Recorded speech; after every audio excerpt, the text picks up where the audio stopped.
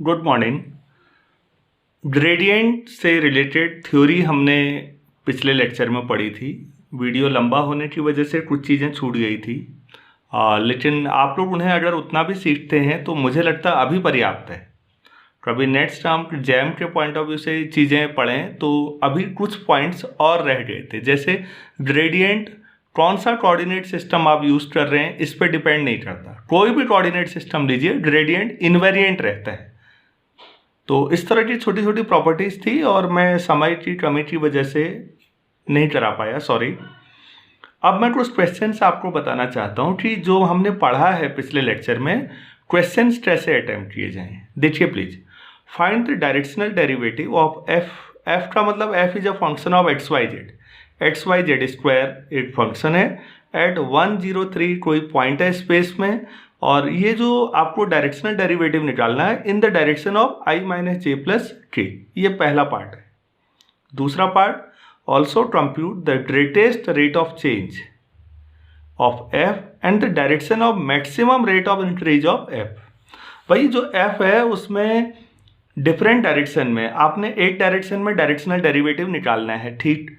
इससे आपको ये समझ में आया होगा कि यार हमें दूसरी कोई डायरेक्शन मिले तो हम वहां भी चेंज निकाल सकते हैं। तो अब आप सोचिए काल्पनिक तौर पर कि भाई जितनी पॉसिबल डायरेक्शन है, माना मैंने सभी डायरेक्शन में सॉरी सभी डायरेक्शन में रेट ऑफ चेंज निकाला, मतलब डायरेक्शनल डेरिवेटिव निकाल दिए सभी डायरेक्शन में, तो भाई किसी डायरेक्शन में चेंज ज़्यादा हो रहा होगा, किसी में कम हो रहा होगा। तो ये जानना चाहते हैं कि सबसे ज़्यादा चेंज किस डायरेक्शन में है वो भी बता दो, कितना है वो भी बता दो। क्या समझ में आई आपको? क्या पूछा जाता है ग्रेडियंट में? क्या पूछा जाता है ग्रेडियंट वाले सवालों में? पूछा जाता है कि ये जो लेवल सरफेस है, अब इससे कहाँ को जाएं कि मैक्सिमम फायदा हो, किस डायरेक्शन में जाना चाहिए हमको, ये देखना है। अगर आपको इसका मीनिंग समझ में आया है तो इस सवाल को कराने का उद्देश्य सफल हो गया। देखिए प्लीज, ग्रेड एफ काफी आसान होता है न्यूमेरिकली सॉल्व करना। I del upon del X J del upon del Y plus J del upon del Z of F, हमने ये पढ़ा था। तो I del F upon del X plus J del F upon del Y plus J del F upon del Z. I del F upon del X में directly लिख रहा हूं, question ये है del F upon del X कितना होगा, Y z square plus J del F upon del Y X Z square plus K del F upon del Z 2xy Z. मुझे उम्मीद है आपको ये समझ में आ गया होगा। तो पार्शियल डिफरेंशिएशन आपको आता होगा, इसलिए ये मानते हुए मैं कर रहा हूं। ये ग्रेड एफ आ रहा है, लेकिन आपको कहां पर चाहिए था ये 103 at 103 grad f equal to, आप y को 0 रखेंगे तो जहां y आ रहा है वो तो हट जाएगा, यहां पर 0 हो जाएगा, यहां पर 0 हो जाएगा, ये वाला रहेगा एक्स जेड स्क्वायर। तो ये कितना आ जाएगा, x तो 1 है, z 3 है, तो 9 ये आया।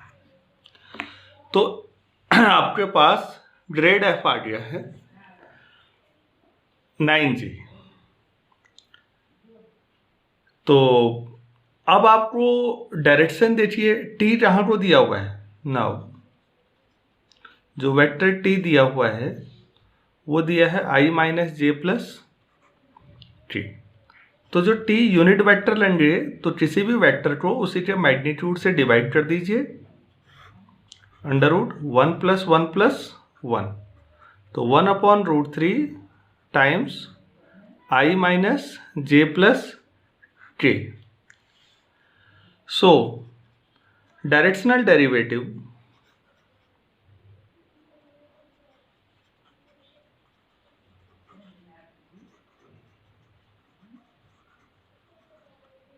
जो आपका रिक्वायर्ड डायरेक्शनल डेरिवेटिव है वो क्या हुआ, del F upon del s था, वो क्या बन जाएगा डेल एफ डॉट ये टी यूनिट वेक्टर, ये पूरी वेक्टर क्वांटिटी आ रही है।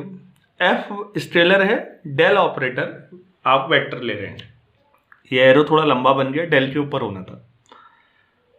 तो डेल एफ आपने निकाला है, कितना निकाला है भाई, यही तो हुआ ग्रेडियंट एफ जो है, कितना 9j dot i minus j plus के अपॉन √3, बाकी तो जीरो हो जाए, j dot J 1 minus 9 upon √3 या माइनस 3√3, ये डायरेक्शनल डेरिवेटिव है।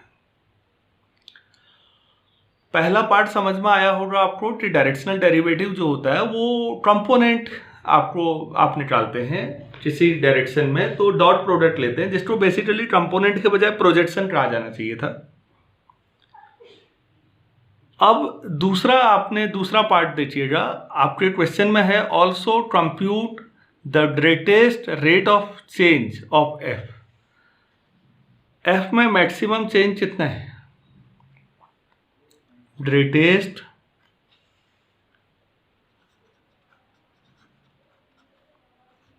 रेट ऑफ चेंज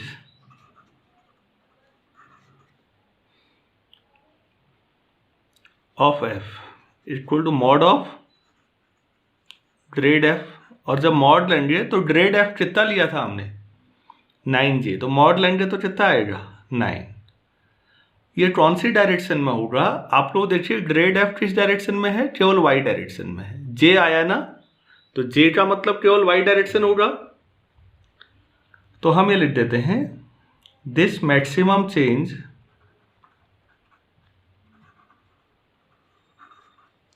occurs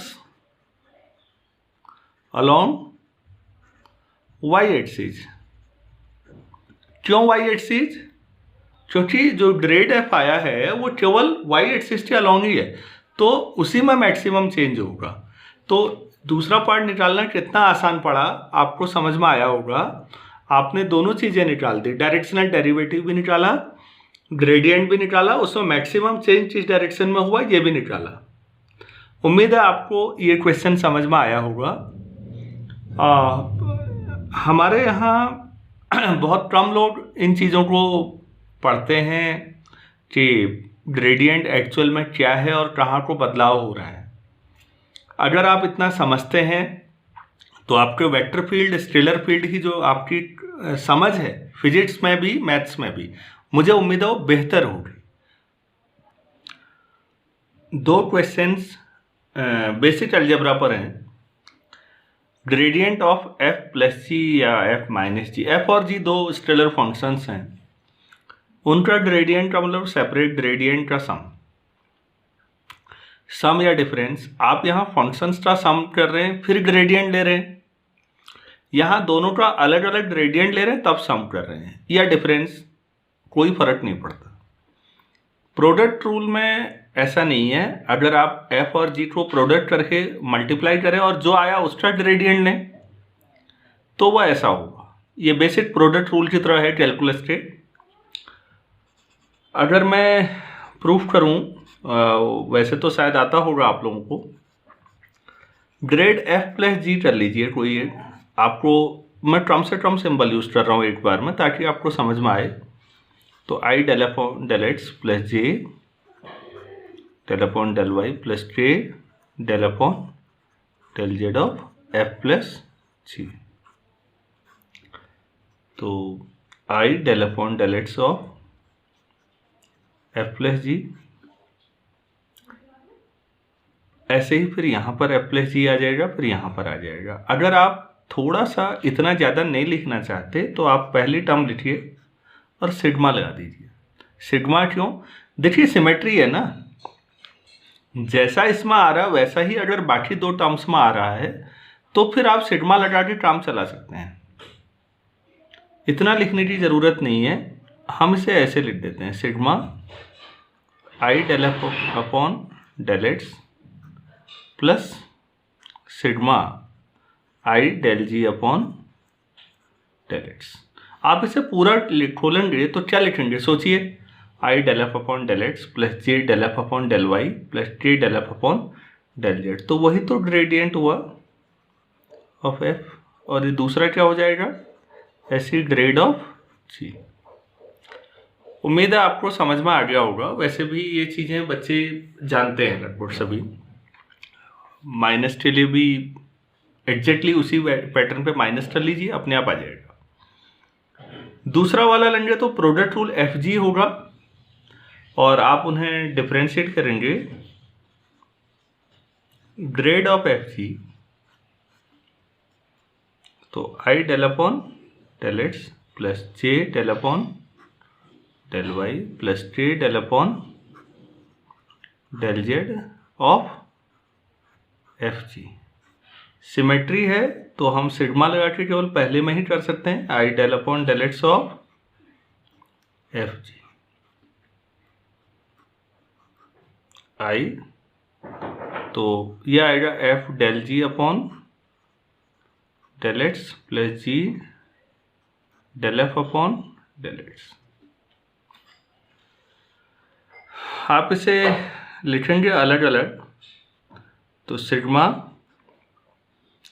इसमें तीनों टर्म में एफ कॉमन आ जाएगा, तो ये आ जाएगा I del G upon del X, और यहाँ जी कॉमन आ जाएगा, sigma I del F upon del X. तो ये हो जाएगा एफ, और ये पूरा क्या है, ग्रेडियंट ऑफ जी। आप लोगों को सिग्मा लिखने में प्रॉब्लम है, आप पूरा एक्सपेंड कर दीजिए, कोई दिक्कत नहीं है, आपको पूरे नंबर मिलेंगे। जी ग्रेडियंट ऑफ एफ, तो ग्रेड में प्रोडक्ट रूल की तरह ही चीज़ें चलती। तो ग्रेडियंट समझ में आया होगा मुझे उम्मीद है आपको, और इस तरह के जो छोटे छोटे क्वेश्चंस हैं वो भी आपको समझ में आ रहे होंगे। कोई प्रॉब्लम आती है प्लीज़ आप पूछिएगा, और मैं इस ग्रेडियंट के लेक्चर को यहीं पर कंप्लीट कर रहा हूँ। नेक्स्ट लेक्चर हम डाइवर्जेंस की थ्योरी पर और उसके बाद क्वेश्चंस पर करेंगे।